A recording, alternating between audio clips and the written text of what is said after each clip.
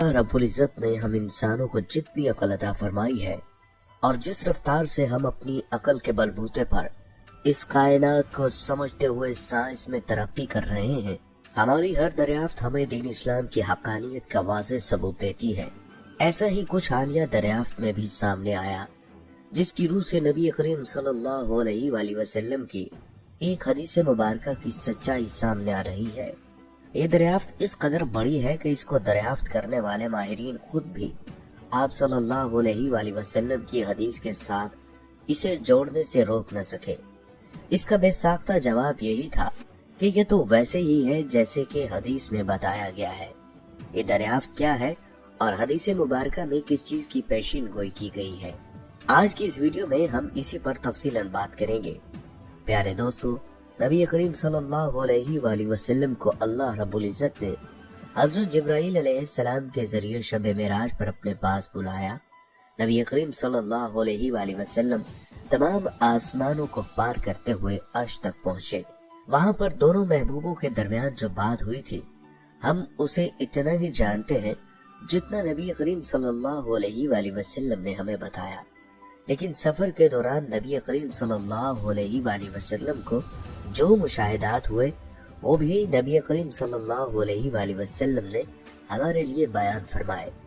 जब नबी करीम सल्लल्लाहु अलैहि वसल्लम सफर मेराज से वापस आए तो सहाबा कराम में से बहुत सारे लोग ये जानने के लिए बेताब थे कि ये सफर कैसा था। इस पर नबी करीम सल्लल्लाहु अलैहि वसल्लम ने सहाबा कराम को इस सफर की तफसील से आगाह किया। वहीं पर कुछ ऐसे सहाबा भी थे जिनका तजस्सुस और जोशो जज्बा बहुत बढ़ा हुआ था। उन्होंने नबी करीम सल्लल्लाहु अलैहि वसल्लम से सवाल किया कि या रसूलुल्लाह सल्लल्लाहु अलैहि वसल्लम, जब आप बुराक जैसी तेज रफ्तार सवारी पर आसमानों और खलाओं को पार करते हुए अल्लाह रब्बुल इज़्ज़त के हुजूर जा रहे थे तो इस सफर की आवाज कैसी थी?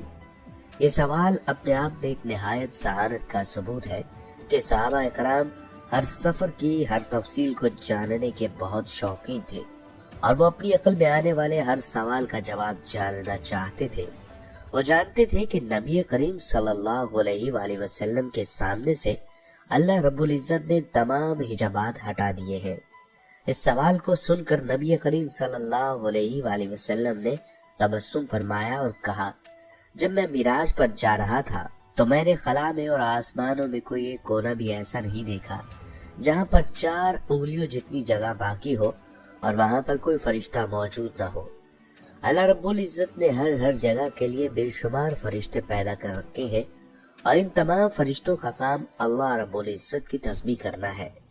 नबी करीम सल्लल्लाहु अलैहि वसल्लम ने मजीद फरमाया कि जब मैं सफर मेराज पर जा रहा था और मैंने तमाम आसमानों की सैर की तो तमाम के तमाम आसमान ऐसे लरज़ और चटक रहे थे जैसे कि अभी गिर जाएंगे।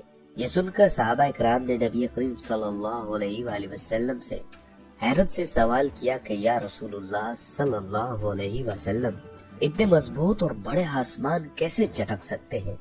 इस पर नबी करीम सल्लल्लाहु अलैहि वसल्लम ने इरशाद फरमाया कि फरिश्ते इस कदर ज्यादा हैं कि जब वो मिलकर अल्लाह रब्बुल इज़्ज़त की तस्बीह करते हैं और खालिक कायनात की हम्द बयान करते हैं तो उनकी आवाजों से आसमान चटकने लगते हैं।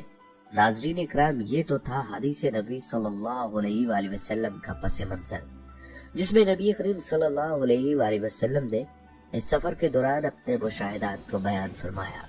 चंद साल कबल साइंसदान ये सोचते थे कि खला में चूँकि किसी किस्म का कोई मादा मौजूद नहीं है जिसमें आवाज सफर कर सके, तो वहाँ पर किसी चीज के सुनने का सवाल ही पैदा नहीं होता। ये बात आज भी सच है कि हम खुला में जाएं तो हम वहाँ पर किसी किस्म की कोई आवाज नहीं सुन सकते। इसकी वजह यही है कि चूँकि खला में किसी भी किस्म का कोई मादा मौजूद नहीं जिससे आवाज गुजर सके, तो वहाँ पर किसी आवाज का सुनना नामुमकिन है। अगर खला में आवाज सुनाई दे सकती तो वो आवाज कैसी होती? हम जानते हैं कि सियारे सितारों के गिर्द बहुत तेज रफ्तारी से गर्दिश करते हैं। खुद हमारा सूरज, जिसमें एक सेकंड में खरबों टन मादा जलता है और जोरदार धमाकों से हाइड्रोजन गैस हीलियम में तब्दील होती है, तो उसकी आवाज किस कदर बुलंद और खौफनाक होगी। इसी तरह से हमारी मिल्की वे गैलेक्सी में अगर आवाज को रिकॉर्ड किया जा सकता, जिसमें अरबों खरबों सितारे मौजूद हैं और उनके गिर्द खरबों की तादाद, तो उनकी आवाज कैसी होती। इस मकसद के लिए साइंसदानों ने तहकीक शुरू की और हम जितने भी सितारों और सैयारों को जानते हैं उनकी फ्रीक्वेंसीज का बगौर मुशाहिदा किया। फिर एक मखसूस कंप्यूटर प्रोग्राम के जरिए इन फ्रीक्वेंसीज को इस तरह ढाला गया कि हमें दिखाई जाने वाली फ्रीक्वेंसीज जिनमें सितारे अपने मादे को एनर्जी और रोशनी में तब्दील कर रहे थे, यूं साइंसदानों ने खला की आवाज को रिकॉर्ड किया। आइए हम आपको साइंसदानों की रिकॉर्ड करदा खला की आवाज सुनाते हैं।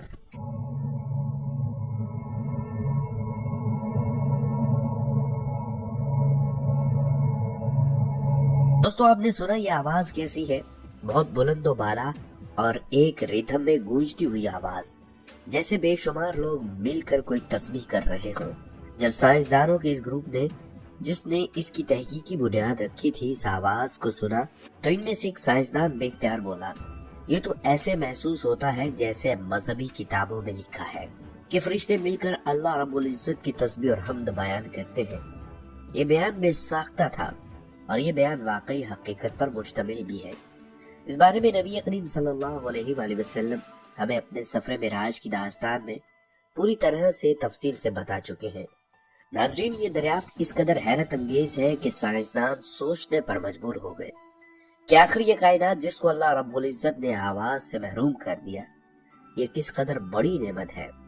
साइंसदानों ने जब सूरज का मुशाहिदा किया और सूरज की मुशाहिदा करदा फ्रीक्वेंसी को इसी सॉफ्टवेयर के जरिए आवाज में किया, तो ये इस कदर खौफनाक और तेज आवाज थी कि साइंसदानों ने बेख्तियार इस पर इस कायनात के खालिक का शुक्र अदा किया, जिसने इस खला को आवाज के गुजरने का रास्ता नहीं दिया। साइंसदानों का कहना है, अगर खला में से आवाज गुजर सकती तो सूरज की आवाज ही इस कदर खौफनाक और भयानक है कि इसकी आवाज की वजह से ही जमीन पर किसी भी किस्म की जिंदगी मौजूद न रह सकती।